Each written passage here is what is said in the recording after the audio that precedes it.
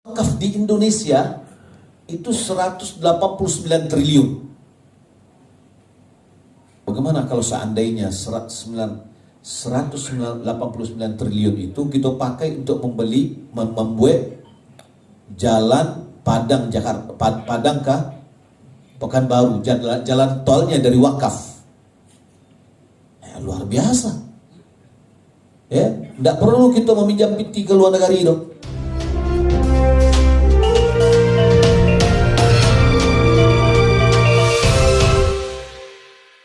Itu menahan pokok atau barang dan memanfaatkan hasil.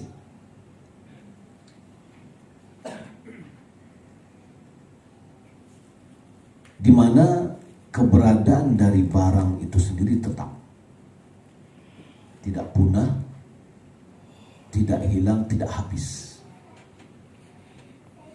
Artinya tidak bersifat konsumtif, tetapi dia adalah permanen. Wakaf ini diberikan demi mendekatkan diri kepada Allah Subhanahu wa Ta'ala. Maka wakaf itu adalah menahan pokok harta atau aset dan membelanjakan hasilnya di jalan Allah Subhanahu wa Ta'ala. Dari definisi ini bisa kita menarik kesimpulan umum bahwa wakaf inilah yang betul-betul menjadi aset produktif yang bisa dikembangkan. Namun fenomena yang kita lihat, wakaf itu lebih banyak kepada konsumtif daripada produktif.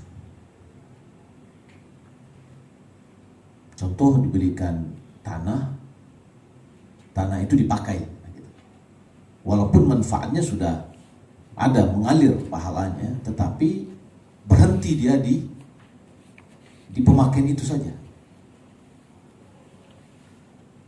Sebenarnya dia bisa diproduktifkan sehingga tanah itu dari satu bidang bisa menjadi dua bidang. Satu lahan bisa menjadi dua lahan. Kemudian fenomena yang lain mungkin kita lihat kita lebih mendekat kepada zakat yang diproduktifkan. Sementara kalau kita lihat hakikat dari zakat itu adalah konsumtif, bukan produktif.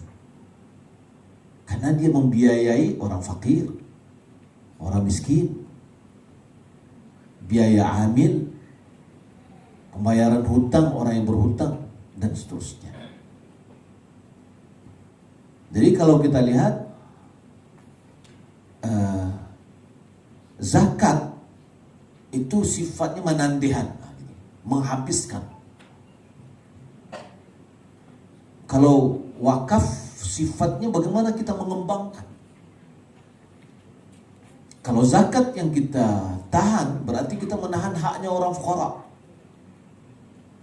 Yang seharusnya kalau kita bawa, misalkan kita jadikan zakat itu adalah jaminan sosial yang bisa kita berikan setiap tahun, berarti setiap tahun itu dia dapat jaminan sosial. Nah, adapun wakaf betul-betul kita bisa menjadikan dia sebagai aset yang bisa memberikan manfaat. Hukum dan dalil wakaf, itu hadis Abu Hurairah yang dikeluarkan oleh Imam Muslim. Idza mata al-insan inqata anhu illa min thalath: shadaqatin jariyatin aw ilmin yuntafa'u bihi aw waladin salihin yad'u lahu. Apabila anak Adam meninggal dunia, sama sudah paham ini semua kita, terputuslah amalan kecuali 3 perkara. Nah, perkara yang pertama itulah yang wakaf. Sedekah yang Jariyah yang mengalir terus. Kemudian hadis Umar bin Khattab. Hadis Umar bin Khattab, ya, bahwasanya dia datang kepada Rasulullah SAW. Dia mendapatkan tanah di Khaybar, dan dia adalah tanah yang paling berharga. Apa kata beliau? Wahai Rasulullah, aku mendapatkan tanah di Khaybar. Aku sama sekali belum pernah mendapatkan harta yang lebih berharga bagiku daripada tanah tersebut.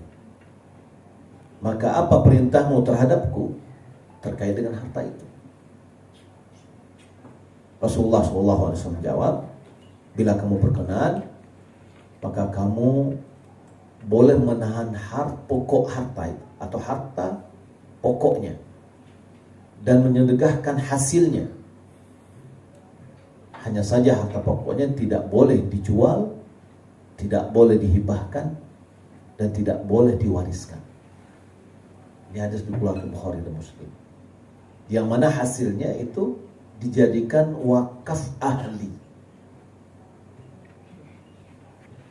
Jadi wakaf itu terbagi kepada dua, Bapak Ibu bilang ke Allah Subhanahu wa taala. Ada wakaf khairi, ada wakaf ahli.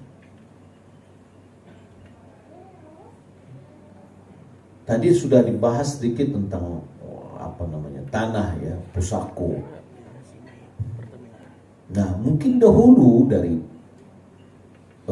kakek-kakek kita dahulu, mungkin pusako tinggi itu tujuannya seperti wakaf keluarga. Secara hukum wakaf keluarga ini hasil semuanya itu diberikan kepada anak keturunan, baik dari jalur laki-laki maupun jalur perempuan.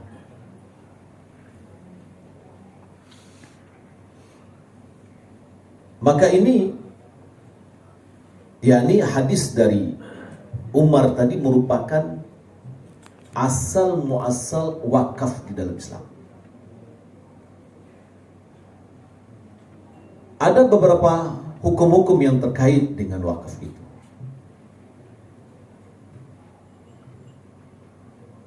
Di antaranya, yang pertama, pihak pewakaf adalah orang yang sah bertindak pada harta benda.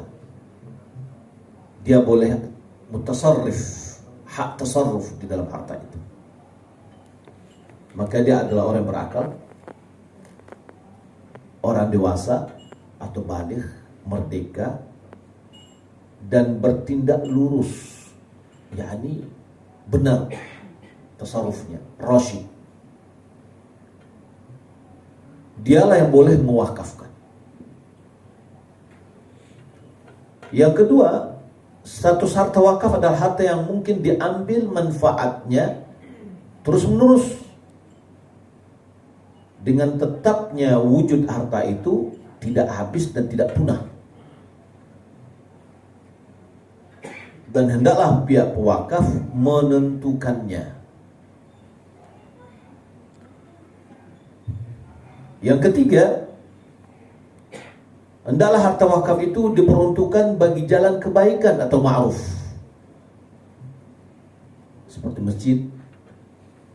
Ini mauquf alaih, ya, orang-orang miskin, buku-buku ilmu, dan sepertinya yang lain, ya. Karena wakaf adalah ibadah untuk mendekatkan diri kepada Allah, sehingga harta wakaf haram dipergunakan untuk tempat ibadah orang kafir atau untuk membeli sesuatu yang haram. Ini wakaf. Lalu bagaimana dengan zakat? Ya, zakat yang tidak pada tempatnya ini juga berbahaya. Karena Allah Subhanahu wa taala menetapkan innamas sadaqah lil fuqara wal masakin dan seterusnya. Ada adatul hasr di sana. Innama.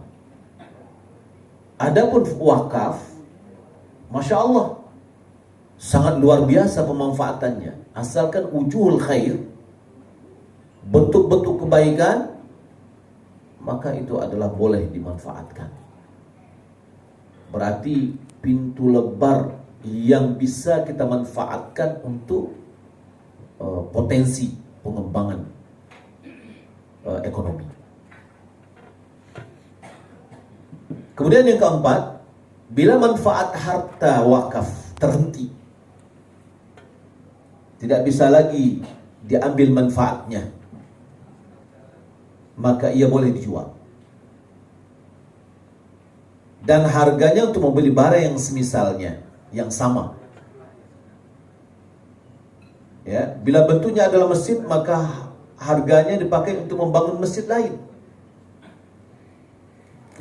Atau bila bentuk harta wakafnya itu dalam rumah, maka dia dijual, kemudian harganya itu belikan rumah yang lain, dan tidak untuk atau karena tindakan ini lebih dekat kepada tujuan sang pewakaf.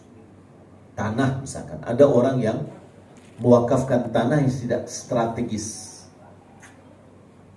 tidak terkelola, terlalu jauh. Lalu baca ronyo, kalau kita mendaki tanah kan susah, tidak bisa dipindah.